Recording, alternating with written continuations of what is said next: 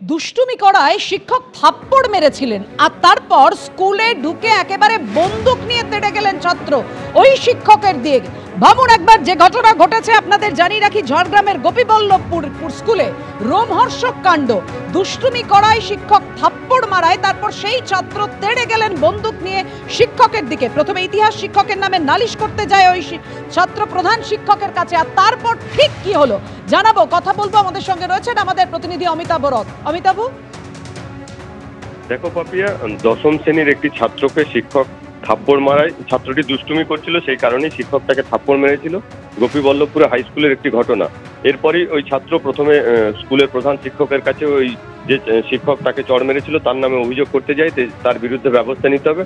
প্রধান শিক্ষক বলেন ঠিক আছে, বিষয়টি দেখছি। এই ছাত্রের বিরুদ্ধে একাধিকবার স্কুলের দুষ্টুমি করার, টিচিং করার এবং বদমাশি করার অভিযোগ রয়েছে।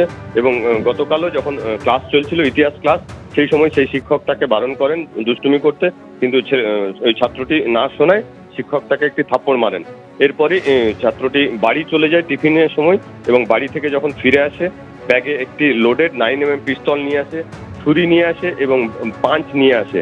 এবং স্কুলে ঢুকেই তিনি প্রথমে ওই শিক্ষককে, ইতিহাসের যিনি শিক্ষক, তাকে দেখতে পান এবং বন্দুক উঁচিয়ে তাকে তাড়া করেন। স্কুলের তার সহপাঠীরাই, দশম শ্রেণীর ছাত্রের যে সহপাঠী ছিল তারাই প্রথমে তাকে আটক করে। এরপর ছাত্র প্রধান শিক্ষকের ক্লাসরুমে ঢুকে পড়েন।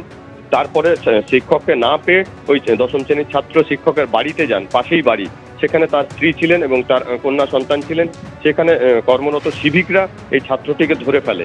এরপরই তারা বেলিয়াবেড়া থানায় খবর দেয়। বেলিয়াবেড়া থানা থেকে পুলিশ ঘটনাস্থলে পৌঁছয় এবং ছাত্রটিকে আটক করে। পুলিশ খতিয়ে দেখছে যে এই বন্দুকটি সে কোথা থেকে পেল। জানা গেছে এক তৃণমূল কর্মী, তারই সন্তান, এলাকায় তৃণমূল কর্মী, তার নাম পল্টু দাস, তারই ছিলেন তিনি। এবং বন্দুকটি তার বাবার, এমনটাই জানা গেছে। এই মুহূর্তে তার বাবা পলাতক, কিন্তু তার বাবার কাছে এই অবৈধ বন্দুক কিভাবে এলো সেটাও পুলিশ খতিয়ে দেখছে। এবং আজকে ঝাড়গ্রাম জুভেনাইল আদালতে ওই দশম শ্রেণীর ছাত্রকে তোলা হয়েছিল। আদালত তাকে হোমে পাঠিয়েছে। পাপিয়া, ধন্যবাদ তোমায়। আরজিকর কাণ্ডের 1 বছরে পথে নামতেই পুরনো মামলায় পুলিশের সমন।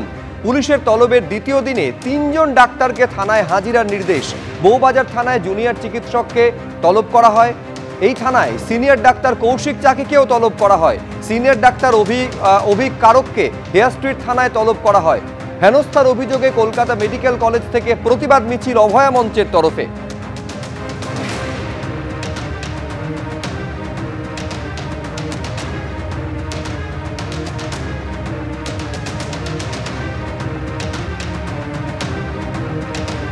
কিছু ভ্যান চালকদের অনশন মঞ্চে নিয়ে যাওয়া নিয়ে, চৌকি, তাদের বিছানাপত্র নিয়ে যাওয়া নিয়ে এখানে আটক করা হয়েছিল। সেই ব্যাপারে জিজ্ঞাসা করলো যে আমি কি জানি। তো আমি যতটুকু জানি, যা জানার আমি সেটা বললাম। আর 8 তারিখে একটা মিছিল হয়েছিল মেডিকেল কলেজ থেকে সিআর এভিনিউ দিয়ে। তো সেখান থেকে আমরা অনশন মঞ্চ অবধি গেছিলাম। তো সেখানে আমরা ছিলাম। সেটা নিয়ে প্রশ্ন করলো যে এটা পুলিশের পারমিশন নিয়ে যথাযথ হয়নি, তো সে ব্যাপারে আপনারা আইন ভঙ্গ করেছেন, সে ব্যাপারে আমরা কি ব্যবস্থা নিতে পারি আপনার এগেনস্টে। তো আমরা বললাম আইন তার নিজের পথেই চলুক। আপনার যদি মনে হয় যে আমরা আইন ভঙ্গ করেছি, আপনি ব্যবস্থা নেবেন, তারপরে আমরা যা বোঝার বুঝে নেব। সাদা চোখেও যদি দেখেন তাহলেও বুঝতে পারবেন এটা হেনস্থার জন্যই ডেকেছে। তার কারণ যে কেসগুলো দিয়েছে এটা 1 বছর আগেকার। 1 বছর হয়ে গেল, যাদের বিচার দেওয়ার কথা ছিল তারা বিচার দিতে পারেনি, বরং যারা প্রতিবাদ করছিল তাদেরকে এক এক করে ডেকে পাঠাচ্ছে।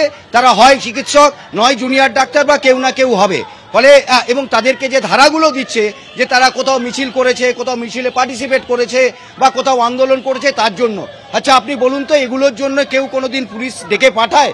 1 বছর হয়ে গেল বিচার তো আমরা পাইনি। তার উপর যদি আমাদের সিনিয়র ডাক্তারদের, জুনিয়র ডাক্তারদের যদি ডেকে যে হ্যারাসমেন্ট করা হচ্ছে, এটা আমরা থ্রেট কালচারের অন্তর্গত বলেই মনে করি। এইভাবে ভয় দেখিয়ে আমাদের চুপ করে রাখা যাবে না, আমরা প্রতিবাদ করেই যাব।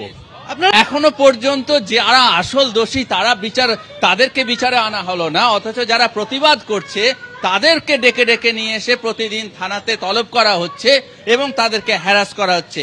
এটাকে থ্রেট কালচার বলবো না তো কি? BNS 285 এবং 126(2) এই প্রত্যেকটা ধারাতে এদের যা ডাকা হয়েছে। কিন্তু যে গত বছর 7 এবং 8ই অক্টোবর যে মিছিলের জন্য ডাকা হয়েছে, আজকে ডক্টর কৌশিক চাকির সিনিয়র ডাক্তার, সে 7 তারিখে তিনি ডিউটিতে ছিলেন, তিনি কোনো মিছিলেই ছিলেন না। এবং এই যে মিথ্যা মামলায় ডাক্তারদের যে প্রত্যেক দিন ডাকা হচ্ছে, ডাক্তাররা একজন ব্যস্ত মানুষ, তে পেশেন্টরা বসে আছে, সব জানা সত্ত্বেও আজকে এই ডাক্তাররা পুলিশের তদন্তের সহযোগিতার জন্য প্রত্যেক দিন আসছেন। আজকে জানতে হবে যে রাষ্ট্র যেন প্রতিবাদ এবং প্রতিবাদীর বিরুদ্ধে যেন রাষ্ট্রযন্ত্র যুদ্ধ ঘোষণা করেছে। 2 তারিখের বিষয়ে আর 9 তারিখের বিষয়ে আমার বাড়িতে একটা নোটিশ পাঠিয়েছিল, তার পরিপ্রেক্ষিতে তাদের কিছু জিজ্ঞাসাবাদ আছে, সেই সূত্রে ডেকেছে। এবার এখন অবধি আমি ভেতরে যাইনি, ভেতরে যাওয়ার পর হয়তো বুঝতে পারবো। 2 তারিখ আমাদের মহালয়ার মহাসমাবেশ ছিল, আর 5 তারিখ বোধহয় আমাদের অনশন শুরু হয়েছিল, এইটুকুই আমার মনে আছে।